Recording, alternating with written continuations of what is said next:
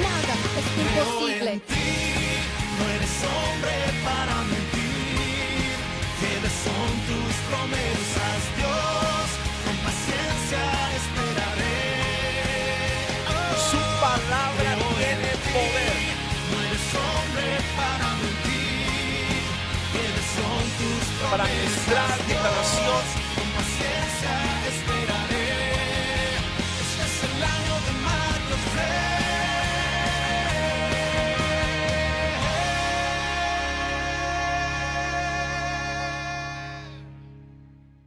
Háblame, Señor, por medio de tu palabra, en el nombre de Jesús. Amén y amén y amén. Qué tremendo que en el diseño de Dios nosotros estábamos concebidos desde antes de la fundación del mundo. Y el tiempo, cuando nosotros entramos en el tiempo, es simplemente un gran privilegio para usted y para mí de descubrir el diseño de Dios y empezar a revelar ese diseño. Por eso vemos en el libro de Hebreos, en el capítulo 8, vamos a leer en el capítulo 10, dice así, en el versículo 5 en adelante: por lo cual entrando en el mundo dice, sacrificio y ofrenda no quisiste, mas me preparaste cuerpo. Digan conmigo, Dios me preparó cuerpo. Amén. Aleluya. Entrando en el mundo nos preparó cuerpo. Y dice, holocausto y expiaciones por el pecado no te agradaron, dice. Entonces dije, he aquí que vengo, oh Dios, para hacer ¿qué cosa? Tu voluntad, como en el rollo del libro está escrito de mí. Entonces, señores, hay un diseño para cada uno de nosotros que en la medida todos estamos realmente llamados por Dios para hacer la revelación de lo que está escrito en el rollo. ¿Y qué es el rollo? Señores, cuando usted escucha la palabra, obedece la palabra, usted empieza a revelar el propósito y el diseño de Dios conforme a sus talentos y dones que Dios ya puso dentro de su ADN. Entonces eso simplemente va floreciendo hasta alcanzar esa plenitud.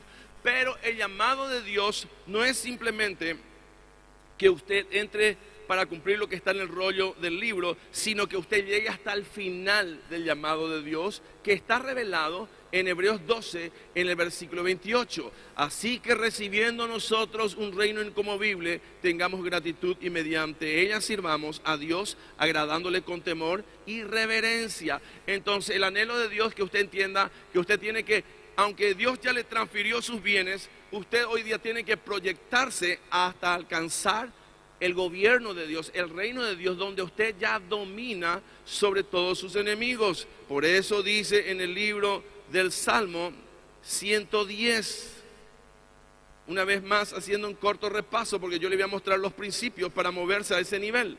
Dice en el Salmo 110, en el versículo 1, Jehová dijo a mi Señor, siéntate a mi diestra hasta que ponga a tus enemigos por estrado de tus pies.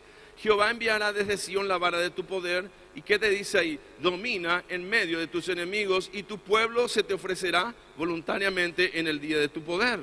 En la hermosura de ¿qué cosa? La santidad. El proceso en el camino para llevar a recibir ese reino es la santidad, pero ese es el día donde nosotros, ¿qué hacemos? Dominamos y nuestro pueblo se nos ofrece. No solamente el pueblo se te ofrece, sino que dominás en el medio del cáncer, la leucemia, el lupus, el sida, la artritis, la artrosis, el reuma, toda la miseria, la pobreza, la potestad de los principados, los demonios, los diablos, Satanás. Todos se te tienen que sujetar. Por eso dice la Biblia, mis queridos hermanos, en el libro de Hebreos, en el capítulo 2, en el versículo 5, dice, porque no sujetó a los ángeles el mundo venidero acerca del cual estamos hablando. ¿Qué es? No sujetó, dice. Y también dice la palabra del Señor en Efesios. Miren lo que dice en el libro de Efesios, en el capítulo 1, en el versículo 22, dice, sometió todas las cosas bajo sus pies y lo dio por cabeza sobre todas las cosas a la iglesia, la cual es su cuerpo y es la plenitud de aquel que todo lo llena en. Ese es el tema. Nosotros tenemos que llegar arriba para llenarlo todo en todo. El problema es que la gran parte de la gente se queda aquí abajo viviendo en esa vida, pero de abajo usted tiene otra visión cuanto más alto suba, cuanto más alto, más grande la visión. Por eso, no se tranque en las cosas de aquí. Mucha gente se pelea por títulos, por ser esto, por ser aquello en este plano. Yo quiero ser apóstol, yo quiero ser profeta, yo quiero tener éxito ahora, quiero que me miren a mí. No, seguí escalando hasta llegar a las alturas donde Dios te posicionó juntamente con Cristo. Ese es el camino de santidad donde vamos escalando para recibir el reino inconmovible. Y finalmente no es tener una iglesia grande como muchos quieren tener y que se les reconozca en su ministerio. No, usted no busque que se le reconozca en su ministerio. Busque que le reconozcan a Jesucristo como Señor y señores de su nación. Por eso se trancan y llegan simplemente a tener una iglesia grande, pero no pueden transformar una nación. Y Dios te llamó para revolucionar tu país. Dios te llamó para revolucionar tu país. Dios te llamó para traer una revolución espiritual a tu nación en el nombre de Jesús. Por eso ese camino tiene que seguir hacia adelante. Lo sometió todo, dijo, bajo los pies de la iglesia. Entonces, vimos nosotros que realmente la iglesia muchas veces tiene problemas. En Hebreos capítulo 12, versículo 12 dice: por lo cual levantad las manos caídas y las rodillas paralizadas y haced sendas derechas para que veamos, para que vuestros pies y para que los cojos no se salgan del camino, sino que sea sanado. Y luego dice: sin santidad nadie puede ver a Dios. Llegar a verle a Dios es el propósito nuestro. Descubrir tu plenitud es descubrirle a Dios en su plenitud. Descubrirle a Dios por sus pies es por donde anduvo. Descubrirle a Dios por sus manos es por otro lado. Y la gran parte de la gente se mueve emocionalmente por lo que Dios puede hacer. Pero tenemos que llegar a entender que tenemos que conocerle a Dios por quien Él es, no por lo que hace. Porque la capacidad de revelar la plenitud no está en el hacer, sino en el ser. Aleluya. Entonces, ¿cómo yo hago eso? Vimos la palabra del Señor en Hebreos capítulo 12, versículo 10. Y aquellos ciertamente por pocos días nos disciplinaban como a ellos les parecía. Pero para lo que nos es provechoso, para que participemos ¿de qué? De la santidad. Participar de la santidad. Dios dijo: sed santos como yo soy santo. Al participar de la santidad de Dios es donde usted está totalmente envuelto en la gloria de Dios. Por eso hay 3 niveles que la gente puede llegar. El primer nivel es la gente que llega al borde del monte, como los 70 ancianos y la mayor parte de la nación de Israel. Se quedó ahí. En Éxodo 24 nos dan las pautas para ir viendo el rostro de Dios. Número 2, los que subieron a comer con Dios, pero le vieron de lejos. Pero uno solo llegó y dice: mi siervo Moisés verá mi rostro. Amén. Ahora, nosotros podemos no solamente ver el rostro de Dios, sino que sentarnos a la diestra del Padre y ejercer la vara de autoridad para dominar en medio de tus enemigos. Aleluya. Moisés no podía llegar a ese nivel a sentarse. ¿Por qué? Porque Jesús todavía no había conquistado el poder y la autoridad para gobernar sobre la tierra y transferirlo a la iglesia legalmente como hijo de hombre. Hijo de hombre, hijo de Dios y Dios. 3 niveles para conocer a Jesús. Entonces, la Biblia dice, mis hermanos, en el llamado de Dios, cómo Dios hace para que usted se encamine. Hebreos 12, versículo 9 dice así, miren lo que dice: por otras partes tuvimos a nuestros padres terrenales que nos disciplinaban y los venerábamos. ¿Por qué no obedeceremos mucho más al mejor de los padres del Espíritu? ¿Y qué va a pasar? Viviremos. ¿Qué quiere decir viviremos? Que cuando usted activa la palabra de Dios en su vida, usted se convierte en un hacedor de la palabra y eso produce en usted la vida de Dios en usted. Y la vida de Dios erradica en usted enfermedad, dolencia, miseria, pobreza. Por eso, señores, que recibimos la fe viene por el oír por la palabra de Dios, y actúa en usted y usted empieza a hacer carne, aleluya, el ADN y la genética de Dios, porque la palabra de Dios es espíritu y es vida. Está bien, podemos recibir una impartición con una imposición de manos, pero lo que va a activar definitivamente el desarrollo pleno del propósito y diseño de Dios es su obediencia, para que su obediencia produzca la justicia de Dios. Y la justicia de Dios es que Cristo murió y terminó con todo eso que nos aplastaba, nos destruía, y resucitó. Y hoy nosotros vivimos en el poder de la resurrección de Jesucristo. Somos la revelación de ese poder. Por eso a usted tiene que caminar en victoria, pero para caminar en victoria usted tiene un Padre maravilloso que le sigue corrigiendo para que usted no yerre el blanco, no yerre el blanco. Y errar el blanco es considerado pecado. No alcanzar el diseño y propósito. Imagínense que muchas veces erramos y tuvimos que ser a lo mejor un gran futbolista, pero nos dedicamos a jugar piquiriboli. ¿Me explico? Entonces, decirle que está al lado, no yerres el blanco. Señores, Dios está disciplinando a sus hijos para corregir sus caminos y no sean bastardos. En el 6 dice, porque el Señor al que ama disciplina y azota a todos los que recibe por hijos. Los derechos humanos aquí parece no van a entrar muy claramente en este tema.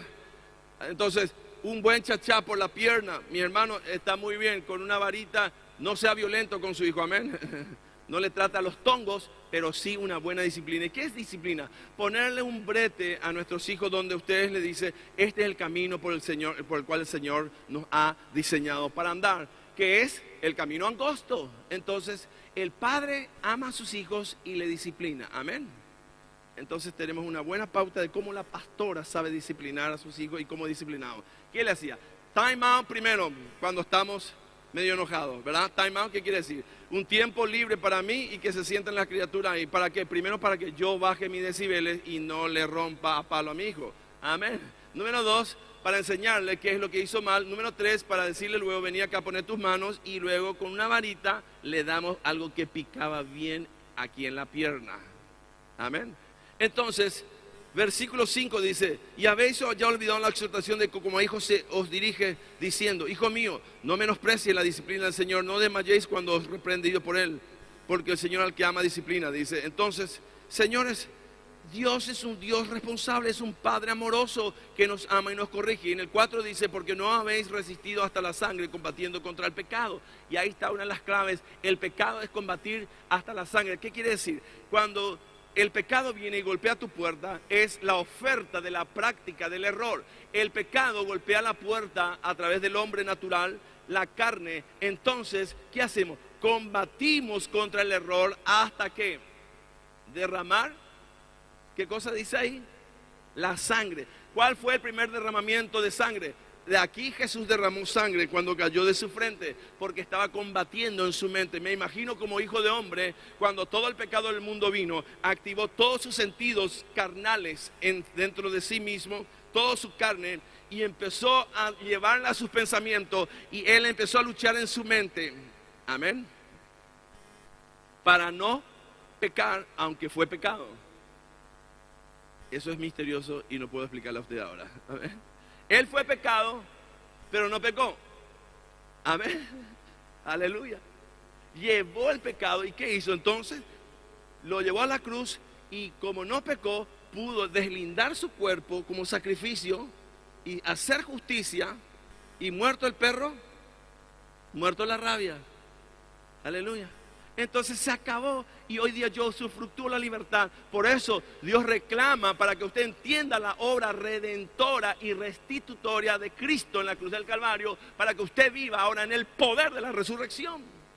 Pero ¿dónde tiene que pelear? En su mente, para que en su mente, cuando recibe la orden de la carne, porque ustedes todos, cuando tiene hambre, que manda un mensaje a su cerebro y le dice, tengo hambre, busca cualquier cosa para comer.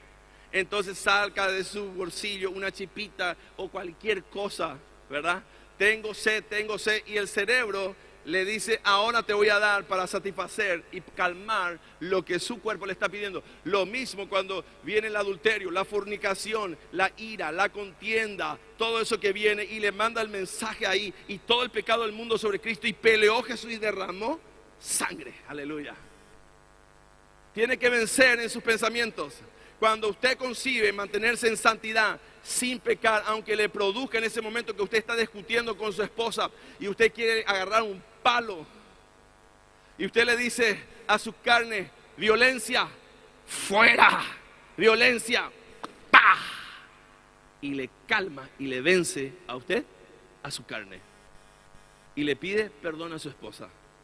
Y ahí le dice, estoy enojado por esto. Amén. Y ahí los dos se arrodillan y le piden perdón a Dios. Y se fue. ¿Usted me entendió eso? Esa es la manera de vivir la vida espiritual. Porque si no le damos a receta, 7 pasos para tener un matrimonio de éxito, 45 pasos de cómo vivir una vida de prosperidad en esto, 300 pasos para esto. No, usted puede vivir la vida del Espíritu haciendo esto. ¿Entienden lo que le digo? ¿Por qué? Porque cada uno sabe lo que activa dentro de sí y usted derrama. Bueno, si le va a aplaudir a Jesús, apláudele bien fuerte.